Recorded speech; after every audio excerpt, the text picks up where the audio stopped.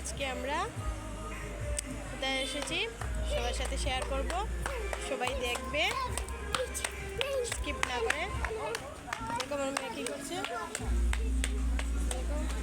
একটুকু শান্তি নেই ওর, শুধু দুষ্টামি। ঠিক আছে, দেখবে।